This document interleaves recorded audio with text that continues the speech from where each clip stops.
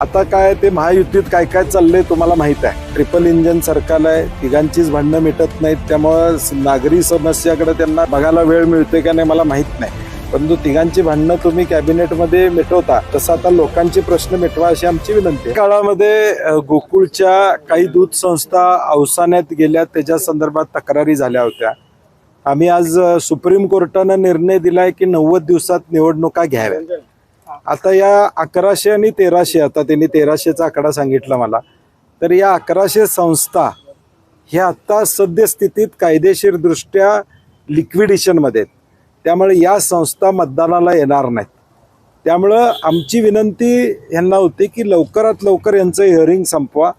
समजा सुप्रीम कोर्टाच्या निर्णयाप्रमाणे 90 दिवसात जर इलेक्शन लागली तर या 1100 संस्था मतदानाला आल्या पाहिजेत, ही आमची प्रामुख्यानं भूमिका आहे. म्हणून आम्ही आज त्यांना विनंती केली की हे हिअरिंग लवकर संपवा, निकाल लवकर द्या, जेणेकरून या 1100 संस्थांच्या मताचा अधिकार अबाधित राहील.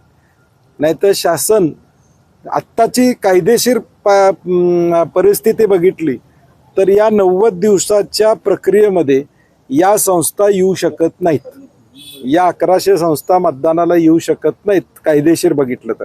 त्यामुळे आमची विनंती आहे की लवकरात लवकर हिअरिंग संपवा आणि या 1100 संस्था 100% मतदानाला येतील, एवढी आमची अपेक्षा आहे. संस्था कुणाचे ते आम्हाला त्याच्याशी घेणदेण नाही, परंतु लोकशाहीमध्ये मताचा अधिकार राहिला पाहिजे त्या संस्थेचा, ही आमची भूमिका आहे.